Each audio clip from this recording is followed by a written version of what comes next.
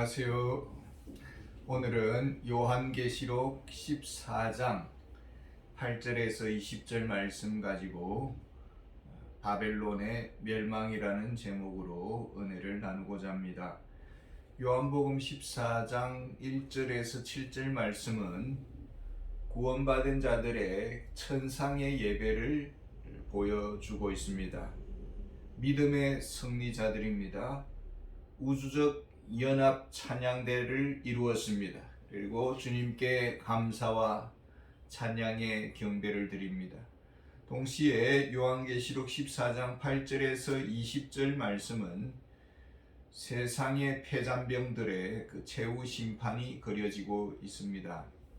8절에 보면은 또 다른 천사 곧 둘째가 그 뒤를 따라 말하되 무너졌도다 무너졌도다 큰 성 바벨론이여 모든 나라에게 그의 음행으로 말미암아 진노의 포도주를 먹이던 자로다 하더라.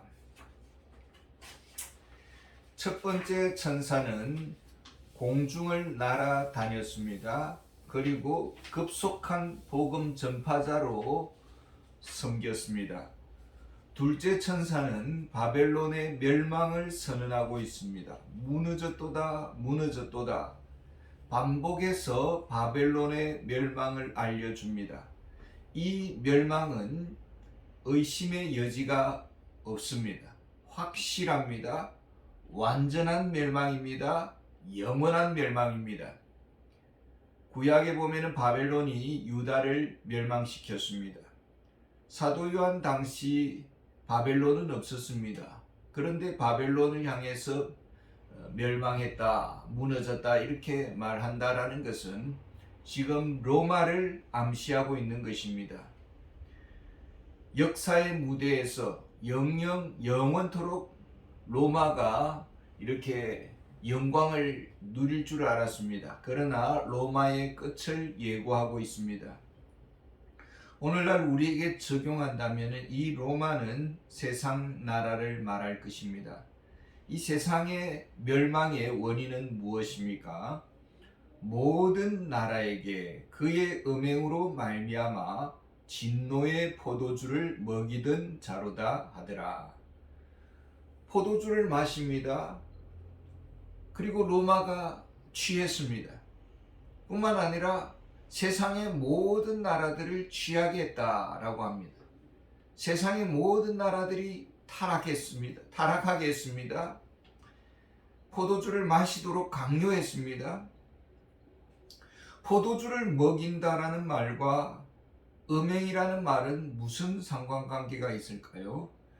9절에 보면은 또 다른 천사 곧 셋째가 그 뒤를 따라 큰 음성으로 이르되 만일 누구든지 짐승과 그의 우상에게 경배하고 이마에나 손에 표를 받으면 누가 심판을 받습니까? 누구든지 그 짐승과 그의 우상에게 경배하고 이마에나 손에 표를 받는 자. 여기서 짐승은 무엇을 가리킵니까? 세상의 권세자를 가리킵니다. 로마의 황제가 스스로 자신을 신으로 등극시켰습니다. 숭배받고자 합니다. 황제의 신당에서 절하면은 이마에나 손에 표를 찍어 주었습니다. 그는 황제에게 속한 자라는 것입니다. 그렇기 때문에 생존을 위해서 지원금이 주어지는 것입니다. 이 사회에 로마 사회에 발을 붙이며 살 수 있도록 해줍니다. 이것이 바로 영적 음행자들이다라는 것입니다. 세상의 단맛을 본 자들입니다. 근데 황제 숭배를 거부한 자들이 있습니다. 그들은 로마 시민권을 박탈당했습니다. 로마에서 발을 붙여 살 수 없도록 했습니다. 사회 격리 대상이요, 기피 대상이요, 로마 그 카타콤 동굴이나 저 먼 외딴 섬이나 산으로 피신해서 살아가야 했습니다. 황제 숭배자들의 그 결말이 무엇일까요? 10절에 보면은 그도 하나님의 진노의 포도주를 마시리니 그 진노의 잔에 섞인 것이 없이 부은 포도주라. 거룩한 천사들 앞과 어린 양 앞에서 불과 유황으로 고난을 받으리니. 하나님의 진노의 포도주를 마시겠다고 합니다. 그 진노의 잔에 섞인 것이 없이 부은 포도주라, 이렇게 말을 합니다. 포도주가 시간이 지나면서 발효됩니다. 그 원액은 얼마나 독하겠습니까? 그래서 다른 어떤 것과 배합을 해서 희석시켜야 마실 수가 있겠죠. 그런데 섞인 것이 없는 포도주, 원액 그대로의 포도주는 알코올 농도가 높습니다. 독주와 같습니다. 마시면 속에서 천불이 날 것입니다. 하나님의 뜻을 배반했습니다. 황제 숭배의 대열에 섰습니다. 믿음을 저버렸습니다. 신앙 양심을 팔아먹었습니다. 점점 마음이 강팍해지는 것입니다. 독주를 마신 것처럼 마음이 강팍해지는 것이, 완악해지는 것입니다.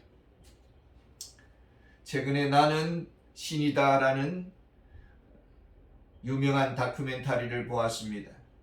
사이비 교주가 젊은 여신도를 겁탈합니다. 몸과 마음과 물질을 다 빼앗았습니다. 거의 노예 생활에 가까운 삶을 살아갑니다. 한 젊은 여신도가 인터뷰를 하는데 얼마나 깊은 후회와 상처를 가지고 있는지를 모르겠습니다. 악에 감염된 자들의 결말은 어떠합니까? 단지 후회로 끝나지 않습니다. 거룩한 천사들 앞과 어린 양 앞에서 불과 유황으로 고난을 받으리니. 불과 유황의 고난이란 무엇입니까? 무서운 지옥이 기다리고 있다라는 것입니다. 하나님의 만극하신 사랑을 받았습니다. 그런데도 황제의 위협이 두려웠습니다. 사람이 무서웠습니다. 벼교했습니다. 복음을 거역했습니다. 그 대가는 지옥 형벌이다라는 것입니다. 지옥 형벌의 또 다른 모습은 어떠합니까? 11절에 보면은 그 고난의 연기가 세세토록 올라가리로다. 짐승과 그의 우상에게 경배하고 그의 이름표를 받는 자는 누구든지 밤낮 쉼을 얻지 못하리라 하더라. 로마서 8장 18절에 보면은 현재의 고난은 장차 받을 영광과 좋게 비교할 수 없다고 했습니다. 앞으로 받을 영광이 있습니다. 그래서 오늘 고난을 견뎌내야 합니다. 그런데 영원한 영광을 포기했습니다. 그 대가는 영원한 형벌입니다. 밤낮 쉼을 얻지 못하리라. 제가 어느 지역에서 잠시 살 때에 교통사고를 당했습니다. 그래서 병원에 잠깐 입원을 했는데 완쾌도 되지 않는 가운데서 모르고 퇴원을 했습니다. 집에 왔습니다. 그때부터 열이 나기 시작합니다. 온몸이 가시처럼 찌릅니다. 통증이 그냥 머물러 있는 것입니다. 통증이 어느 정도 시간이 지나면 가셔야 되는데 그냥 그 고통이 잠을 잘 수가 없는 것입니다. 지속적인 고통의 그 통증, 그러면은 사람은 미치는 것이죠. 너무나 아프고 괴롭습니다. 지속적인 통증, 지속적인 지옥의 형벌, 밤낮 지속적인 고통을 당한다면은 미쳐버릴 것입니다. 지옥은 미친 자들의 집합소가 아닐까요? 얼마나 두렵습니까? 영적 전쟁에서 승리의 비결은 무엇일까요? 12절에 보면은 성도들의 인내가 여기 있나니 그들은 하나님의 계명과 예수에 대한 믿음을 지키는 자니라. 예수님은 제자들에게 말씀하셨습니다. 끝까지 견디는 자는 구원을 받으리라. 어떻게 끝까지 견딜 수가 있겠습니까? 성도들은 어떻게 인내했을까요? 두 가지로 요약하고 있습니다. 하나는 하나님의 계명을 지켰습니다. 하나님의 말씀의 절대 권위를 믿었습니다. 하나님의 말씀은 법입니다. 우리의 삶의 기준이요 최후 심판의 잣대입니다. 그래서 성경 말씀을 가벼이 여겨서는 안 됩니다. 정황무원 하나님의 말씀으로 믿고 그 말씀을 따라 살아가는 것입니다. 또 하나는 예수님에 대한 믿음을 지키는 자라고 했습니다. 예수님에 대한 믿음이 어떻게 인내를 발생시키는 것일까요? 우리 예수님은 살아계십니다. 우리를 만나 주십니다. 말씀 안에서 우리에게 찾아오십니다. 진정 예수님과 사귐을 가지고 있습니까? 예수님 때문에 기쁨이 넘칩니까? 정말 말씀 때문에 예수님과 설레는 그 만남의 즐거움을 가지고 있습니까? 믿음 안에서 승리한 자들의 복이 무엇일까요? 13절에 보면은 또 내가 들으니 하늘에서 음성이 나서 이르되 기록하라. 지금 이후로 주 안에서 죽은 자들은 복이 있도다 하시매 성령이 이르시되 그러하다 그들이 수고를 그치고 쉬리니 이는 그들의 행한 일이 따름이라 하시더라. 믿음으로 살았습니다. 그리고 인내했습니다. 수많은 위협과 압박을 견뎌내었습니다. 이제 자유함을 얻었습니다. 주를 위해 목숨을 내어 놓았습니다. 주님과 교회를 위해서 생명을 아까이 여기지 않았습니다. 약속된 복이 있습니다. 세상의 고통은 쉬 지나갑니다. 끝이 날 것입니다. 이제 쉼의 시간이 올 것입니다. 우리가 1년에 한 번 정도는 휴가를 누리는 분들이 있습니다. 가족들하고 함께 여행을 떠납니다. 그 여행의 그 달콤함이란 이루 말할 수가 없을 것입니다. 승리의 자에게 주어지는 그 달콤함은 영원하다라는 것입니다. 행복한 미래가 보장되어 있습니다. 그 즐거움은 영원합니다. 이 땅의 끝에 타협을 했습니다. 사단에게 무릎을 꿇었습니다. 그 미래의 맛은 영원히 설 것입니다. 마지막 최후의 심판자는 누구였습니까? 14절에 보면은 또 내가 보니 흰 구름이 있고 구름 위에 인자와 같은 이가 앉으셨는데 그 머리에는 금면류관이 있고 그 손에는 예리한 낯을 가졌더라. 구름 위에 인자와 같은 이가 앉으셨다. 예수님이 이 땅에 인간의 모양으로 오셨습니다. 이단 교주들은 자신을 하나님이다, 메시아라고 주장을 합니다. 신이라고 주장을 합니다. 그리고 이상하게 어울리지 않는 하얀 옷을 입고 꽃단장을 하고 화려하게 꾸밉니다. 그래서 이단들의 공통된 모습이 화려합니다. 울긋불긋합니다. 주목을 받고자 합니다. 내가 메시아다라고 주목을 받고자 합니다. 예수님은 사람의 모양으로 오셔서 어린 나귀를 타고 예루살렘에 입성하셨습니다. 겸손히 십자가를 지셨습니다. 사람들은 몰라줍니다. 인정해주지 않습니다. 그럼에도 불구하고 하나님의 뜻 앞에 목숨을 아끼지 않았습니다. 십자가의 죽음의 선잔을 다 마셨습니다. 이제 최후의 심판의 낫은 바로 우리 주 예수 그리스도의 손에 있습니다.